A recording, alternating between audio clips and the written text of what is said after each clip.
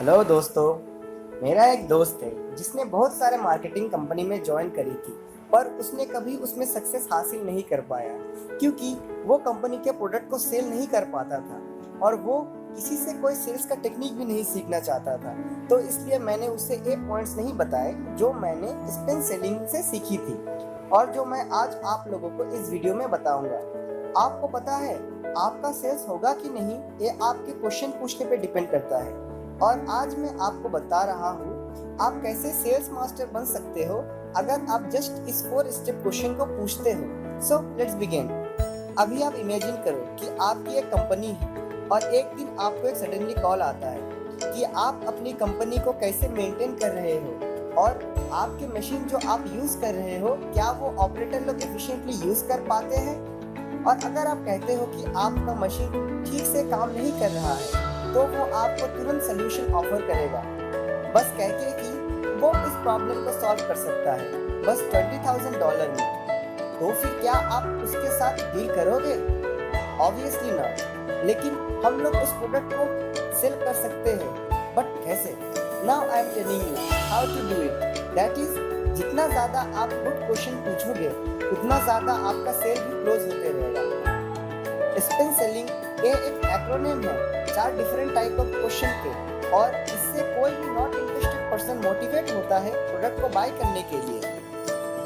S stand for situation question. Situation question एक important part है कोई भी सेल्स के लिए, लेकिन आपको एक क्वेश्चन ज्यादा नहीं पूछना है क्योंकि ये आपके कस्टमर और प्रोस्पेक्टर को बोर कर सकता है। Successful sales person few situation question पूछते हैं। फॉर एग्जाम्पल, आप किस तरह के बिजनेस करते हो, कितने एम्प्लॉय है आपके पास, किस तरह के इक्विपमेंट आप यूज करते हो अपने कंपनी में। इस क्वेश्चन का फायदा है कि ये सारे क्वेश्चन प्रोस्पेक्टर के फैक्ट्स, इंफॉर्मेशन और बैकग्राउंड डाटा को कलेक्ट करती है।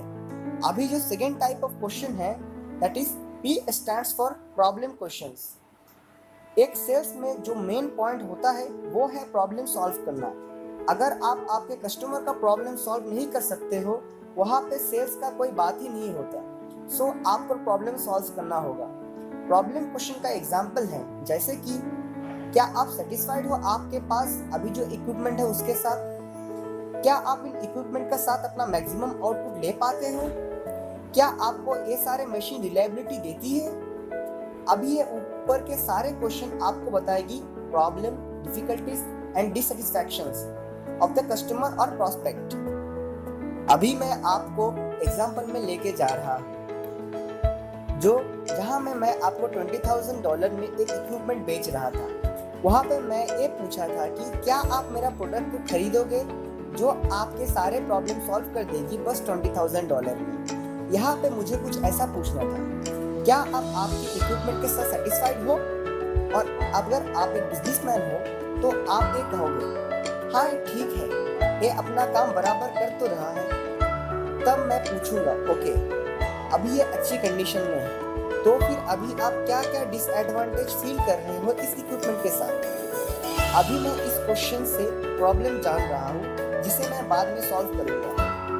आप स्मॉल सेल में अगर डिसएडवांटेज या प्रॉब्लम पहले ढूंढ लेते हो और फिर उसका सोल्यूशन बनाते हो तो आपका सेल 90% क्लोज होने का चांसेस होता है। अभी next type of question I, implication questions. अभी बड़े सेल्स में आपको छोटा सा प्रॉब्लम को बड़ा बनाना होगा जो कि फ्यूचर में होने के चांसेस हैं। अभी मैं आपको फिर से उस पहले एग्जांपल में लेके जा रहा हूँ और आप एक बिजनेस ओनर हो। अभी आपका मशीन इफेक्टिवली काम नहीं कर रहा है पर काम कर रहा है, और अगर आप $20,000 लगाते हो तो ये अच्छे से काम करेगी। क्या आप ये डील करोगे? Obviously not. लेकिन अगर आप इम्प्लीमेंटेशन क्वेश्चन के मदद से करते हो तो ये कुछ ऐसा होगा। अभी आपको 3 एम्प्लॉय की ज़रूरत पड़ता है मशीन को ऑपरेट करने के लिए, और एक ऑपरेटर के लिए आपको $5,000 देना पड़ता है, और अगर कोई ऑपरेटर बीमार पड़ता है तो बाकी दोनों को दुगना काम करना पड़ता है और आपको उन्हें दुगना सैलरी देना पड़ता है। और जो सबसे बड़ी बात है, ये सब रिजल्ट शो करती है जो है प्रोडक्शन लॉस और ultimately loss of quality. Now this tiny little problem becomes so much large. क्या आप मुझसे ये प्रोडक्ट खरीद के ये सारे प्रॉब्लम का सलूशन नहीं करना चाहोगे बस $20,000 में? और अभी ये $20,000 बहुत छोटा हो गया है इन सारे प्रॉब्लम के सामने। इम्प्लीकेशन क्वेश्चन का इफेक्ट एंड कॉन्सिक्वेंस पे फोकस करता है। फॉर एग्जाम्पल, ये आपके आउटपुट में क्या इफेक्ट करेगा? क्या ये आपका कॉस्ट को बढ़ाएगा? इम्प्लीकेशन क्वेश्चंस प्रोडक्ट का वैल्यू बढ़ाती है कस्टमर के सामने। याद रखना, इम्प्लीकेशन क्वेश्चन पूछने के बाद आपको फोर्थ टाइप ऑफ क्वेश्चन पूछना चाहिए, जो मैं अभी आपको बता रहा हूँ। Fourth, N stands for need pay off questions। ये क्वेश्चंस आपको हेल्प करती है वैल्यूज और यूजफुलनेस बताने के लिए। फॉर एग्जाम्पल, क्या आपके लिए इस प्रॉब्लम को सॉल्व करना इम्पोर्टेंट है? क्यों आप इस सोल्यूशन को काफी यूजफुल समझते हो? नीड पे ऑफ क्वेश्चंस आपके कस्टमर को हेल्प करती है सोल्यूशन पे फोकस करने के लिए, ना कि प्रॉब्लम पे। और इसके वजह से कस्टमर आपको बताएंगे आपका प्रोडक्ट बेस्ट क्यों है। इन और एग्जांपल मैं आपसे कुछ ऐसा पूछ सकता हूँ, आप कैसे कह सकते हो कि एक फास्टर मशीन आपको काफ़ी हेल्प करेगी? आप कुछ ऐसा रिस्पॉन्स करोगे, ये काफ़ी कम टाइम में प्रोडक्शन देगी और इसके लिए बेटर स्किल ऑपरेटर का ज़रूरत भी होगी। आप देखोगे कि कस्टमर आपको बेनिफिट्स बोल रहा है आपके प्रोडक्ट का। अगर आप इस स्पिन सेलिंग टेक्निक का यूज करते हो तो आप धीरे धीरे एक दिन सेल्स मास्टर बन जाओगे और आप अपनी मनचाही मंजिल पा लोगे सेल्स एंड मार्केटिंग में। मैंने ये सारे पॉइंट्स स्पिन सेलिंग से बताई है, जो कि एक इफेक्टिव बुक है सेल्स के लिए, और काफ़ी यूनिवर्सिटीज इस बुक को फॉलो करती है अपनी स्टूडेंट्स को सेल्स पढ़ाने के लिए। और इस बुक का लिंक मैंने नीचे डिस्क्रिप्शन में दे दिया है, सो आप वहाँ से इस बुक को खरीद सकते हो। लाइक करें अगर आपको ये वीडियो काम की लगी, कमेंट करें आप कौन सा सेलिंग टेक्निक यूज करते हो, शेयर करें आपके दोस्तों और सेल्समेट के साथ।